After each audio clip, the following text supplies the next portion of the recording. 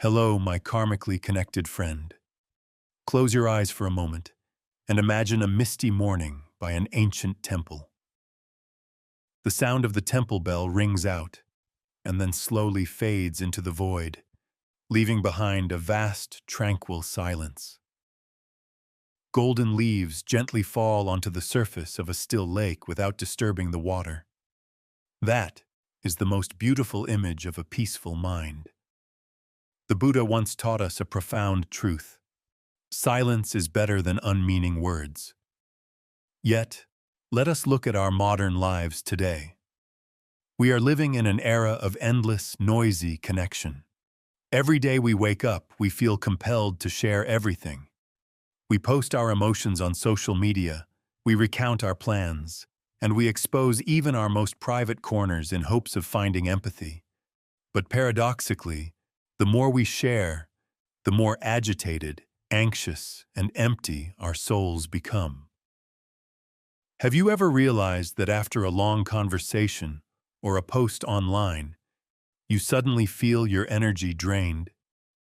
The truth is, there are things belonging to the inner world that, if spoken at the wrong time to the wrong person, become arrows that turn back to wound you. It can cause relationships to crack, plans to vanish, and most importantly, it shatters the precious stillness within your soul. Secrecy, in this case, is not hiding. It is a form of wisdom to protect your life energy.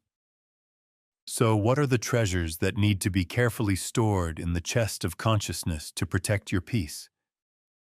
Today, let us sit together, take a deep breath, exhale gently, and discover 5 sacred things that, according to Buddhist wisdom, you should not casually share with the outside world. Thing not to share 1. Inner peace. The first and most crucial thing you need to learn to keep for yourself is your inner peace, or the deepest stirrings within your soul. My dear friend, imagine your soul as an ancient temple deep within a forest, where only the birdsong and silence reign. That peace is the most precious asset you have painstakingly cultivated through the many storms of life. It is the only safe haven for you to return to whenever your knees are weary and your feet are tired. However, when we casually share every emotion, every joy and sorrow, or our state of practice with just anyone, we are inadvertently flinging open the doors of that sacred temple. We allow others to enter with the muddy feet of judgment, prejudice, and the negative energies they carry. The Buddha taught that human emotions are like clouds passing through the sky of consciousness. There are white clouds of joy, and there are dark clouds of sorrow. Our task is to observe them, not to hand them over to others to hold or mold. When you recount too much about your inner state, you are handing the power to control your happiness to the outside world. You are waiting for a word of comfort, validation, or a nod from others to feel that you are okay. And that is the seed of suffering. Try looking back at the real experiences you may have tasted. There are times when your heart is heavy with sadness, and you decide to pour your heart out to someone you consider close. But instead of receiving the deep empathy you expected, you receive indifference, hollow advice, or worse, disdain for being too weak and sensitive. In that moment, the wound in your heart is not healed, but deepened by disappointment. Conversely, when you are overflowing with happiness and rush to show it to the world, before that joy has taken root, sometimes you will encounter envious eyes or suspicious whispers. The clear energy of that joy is suddenly tainted by the jealousy of the human heart, causing your mind to churn once again. You need to understand that not everyone has enough wisdom and compassion to cherish your heart. Not everyone enters the garden of your soul with the good intention of planting flowers. Some are, just waiting to pick the fruit or trample the soft grass. Therefore, learn to protect your peace as you would protect a candle in the wind. Keep the turmoil and instability to yourself, to observe and transform in stillness. Let silence be the best healer for you to the outside world. Share only kindness, decency, and good deeds. Do not share the storms of your heart when they have not yet passed, and do not share the treasure of peace when it is not yet steady. Let your soul be an inviolable sanctuary where only you hold the key to enter. Thing not to share. 2. Negative thoughts and complaints. The second thing we must be extremely cautious about and limit speaking out to the world is negative thoughts, complaints, or momentary anger. The Buddha once gave a profound warning. Your worst enemy cannot harm you as much as your own unguarded thoughts. Imagine your mind as a fertile garden. Each thought is a seed. If you sow seeds of joy, fragrant flowers will bloom. But if you constantly sow seeds of dissatisfaction, dislike, and resentment, weeds will grow rampant, strangling the life of the flowers of happiness. We often have the habit of seeking others to vent the frustrations in our hearts, hoping to feel relieved. We call it venting. But my dear friend, look deeply into the nature of this action. When you speak out negative thoughts, you are not expelling them as you think. On the contrary, you are amplifying them many times over. When a thought remains in your head, it is still vague and weak. But when you give it form through words, you fuel it with energy to become vivid and powerful. The more you complain about injustice, the more you feel like a miserable victim. The more you recount how hateful someone is, the more the fire of resentment in your heart burns furiously. Moreover, conversations filled with negative energy tend to create a vortex of bad energy. When you complain, the listener often joins in, adding their own negative judgments. The result is that both are pulled down into a deep pit of pessimism and fatigue. You not only pollute your own mind, but also inadvertently sow seeds of suffering in the hearts of others. That is when speech creates bad karma instead of connection. Try to recall the times you spent a whole afternoon bad-mouthing someone or complaining about work. After that conversation, was the problem solved, or did you only feel drained, empty, and view life with gloomier eyes?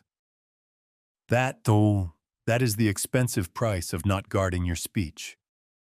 So, what should we do when negative thoughts arise? The Buddha taught about right speech, words that are truthful, harmonious, and beneficial. Before you intend to say anything unpleasant, train yourself to pause for a few seconds and ask yourself 3 important questions. First, is this really true, or is it just my assumption? Second, is it necessary to say this? And the third, most important question, does this bring peace to me and to the listener? If the answer is no, then silence is the wisest response. Learn to transform the garbage in your mind into compost to nourish the trees, instead of throwing garbage into your neighbor's house. Choose the seeds of goodness to sow through your words, because words are the feng shui of a human life. When you withhold negative words and speak only loving speech, you will see your life gradually change towards a much brighter and more peaceful direction. Thing not to share 3. Personal vulnerabilities. The third thing, something incredibly important that you need to learn to guard carefully like a fragile treasure, is your deep wounds, your fears, and the mistakes of your own past. My dear friend, all of us carry unhealed scars. It might be a failure in your career that made you lose faith, a broken marriage that left lasting pain, or a childhood trauma you have never dared to face. It is natural human instinct to crave sharing, to unburden oneself in hopes of finding comfort and empathy. We often think that by speaking out about our weaknesses, our hearts will feel lighter. But the reality of life is sometimes harsher than we imagine. There is a painful truth we must bravely admit. Not everyone has the capacity to cherish your trust. Not everyone who smiles at you is your friend, and not everyone who listens to you truly wishes you well. When you rush to expose your heart's wounds to the wrong person, you are handing them a sharp weapon that could hurt you in the future. Let's look at real situations that happen around us. There are people who, upon hearing about your past failures, appear sympathetic at the moment. But behind your back, your painful story becomes a topic for gossip and amusement. Or more cruelly, when a conflict arises, they use the very weaknesses you trusted them with to attack, belittle, and manipulate you. They say you are a failure, that you are unworthy, based on exactly what you told them. In that moment, the pain comes not only from the old wound, but also from the betrayal of trust, shattering your soul once again. The Buddha was a master of wisdom. He always taught us to observe and choose the right person to impart the Dharma to. Likewise, in life, we must know how to choose the person to entrust our thoughts to. A cracked vase cannot hold precious nectar. A mind full of prejudice and calculation cannot contain your pain completely. Imagine your vulnerability as a tender seed just sprouting. That seed needs to be buried deep in the warm earth, sheltered from the heavy rain and wind, to accumulate life force and grow. If you rush to dig it up and expose it to the harsh sun of judgment out there, that seed will wither and die before it can grow into a tall, shady tree. Healing also needs such a private and safe space. Keeping wounds private does not mean you are suppressing or denying them. It is the way you protect your own healing process. Learn to embrace the pain yourself, to dialogue with and soothe the inner child within you before seeking solace from the outside. And if you truly need to share, choose very carefully. Only open your heart to those in whom you sense the presence of mindfulness, compassion, and wisdom. These are people who know how to listen without judgment, who understand without calculation. If you haven't found such a confidant, then silence and taking refuge in yourself is still the safest and most effective medicine. Remember, you deserve to be protected, and the best guardian for your heart is none other than yourself. Thing not to share 4. Future plans. The fourth thing you need to learn to keep locked in the chest of silence is the plans, intentions, and great goals you are nurturing for the future. My dear friend, there is a very common human psychology. When we come up with a new idea or set an inspiring goal, we often feel extremely excited. That joy urges us to immediately tell the whole world, hoping to receive encouragement or simply to affirm our determination. But do you know that the moment you rush to speak about these unformed things, you inadvertently place a huge burden of pressure on your shoulders? When a plan is announced, it is no longer your own free dream. It becomes bound by the expectations and scrutiny of others. And sadly, not everyone will clap for your plans. You will face skeptical looks, discouraging questions like, "Can you really do it?" or dissuasion based on their own fears. Even the negative energy from the hidden jealousy of others can become invisible stones blocking your path. The Buddha once taught that excessive desire for the future brings suffering. When you talk too much about what you will do, you are expending a huge source of mental energy. Instead of pouring all your strength into action and creation, you get distracted by explaining, presenting, and trying to prove to others that you are right. You get caught up in the battle of words instead of the battle of actual action. Moreover, our brains have a mechanism that tricks our senses. When you recount expected success, the brain releases happy hormones as if you have already achieved it, causing your actual motivation to strive to plummet. To deeply understand the wisdom of secrecy, imagine the germination process of a seed. When you sow a seed in the ground, what does it need to sprout? It needs silence, it needs darkness, and the protection of Mother Earth. It needs peace to accumulate sap and break through the hard outer shell. If, out of impatience to show off, you constantly dig up the soil to see if the seed has sprouted, or bring it out to expose it to the harsh sun when the roots haven't taken hold, then surely that seed will die young. Your plans are as fragile and precious as that seed. They need a period of incubation in the darkness of silence. That is the stage where you silently prepare, silently strive, and silently overcome the first difficulties without anyone knowing. Let your success be like a lotus bud, rising above the water and releasing its fragrance only when it is truly full and complete at the right time. The message I want to send you is to move in silence. Let your silent efforts make the loudest noise through actual results. When you keep your plans private, you keep your energy, focus, and freedom intact to steer the boat of your life.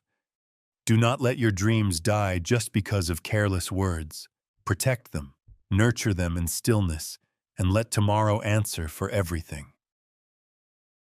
Thing not to share 5. Acts of kindness.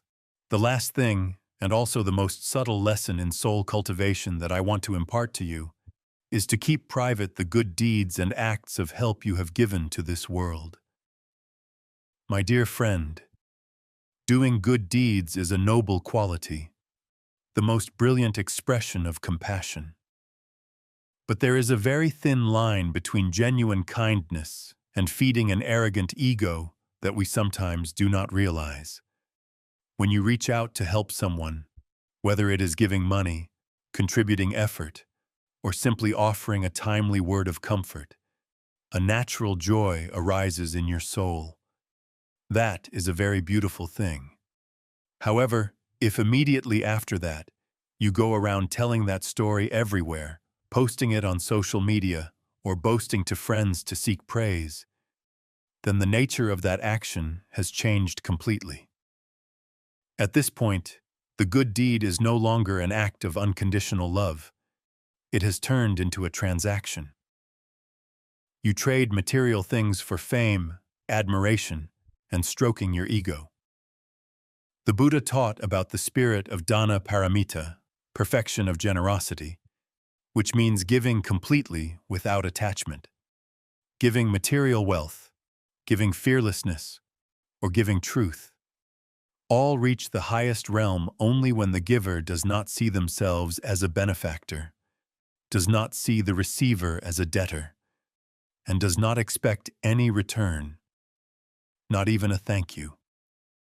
When you show off your kindness, you inadvertently lose the purity of the merit. Like a jar of pure nectar into which a drop of calculating ink falls, it no longer retains its original purity. Moreover, flaunting kindness sometimes unintentionally hurts the recipient, making them feel small and indebted. It can also arouse envy or a sense of comparison in the listeners, turning a good deed into a source of unnecessary negative energy. Practice being a silent hero in your own life. Let your kindness be like a cool summer breeze. The breeze blows through, soothing the heat, bringing comfort to all things, and then silently vanishes into the void, without leaving a trace, without needing anyone to carve a statue in its honor. The breeze never stops to demand the flower thank it. It simply comes and goes, leaving behind a sweet fragrance in the heart of the helped and absolute serenity in the soul of the giver. The deepest cultivation is not doing great things for the whole world to know, but doing small things with great love in silence. When you know how to hide your merits, that is when your inner strength becomes most powerful. You don't need a spotlight to shine, because the light of compassion is already radiant within your heart. That is the truest and most enduring beauty of an awakened soul. My dear friend, closing our journey today, I hope you engrave in your heart that a person's maturity is not measured by how much we can say, but by what we know how to keep in the silence of the soul. We have walked together through 5 doors of cultivation. That is preserving peace to nurture inner strength, withholding negative words to avoid sowing suffering, sheltering emotional wounds to heal ourselves, nurturing plans in the dark so they have enough strength to rise high, and hiding good deeds so that compassion remains purest. All these things boil down to a single word: awakening. Silence in the eyes of a wise person is not emptiness or distance. It is the most eloquent language of the inner self. When you know how to select what to say and what to keep, you are living a life full of wisdom and bravery. You are no longer a slave to the need for expression, but become the master of the kingdom of your mind. I would like to send you a prayer in place of a conclusion. May your path be quiet but full of powerful inner strength. May your heart always be gentle with life, but remain as steady as a high mountain before every storm. Live like a flower, silently radiating fragrance and beautifying life without needing anyone to turn back and applaud.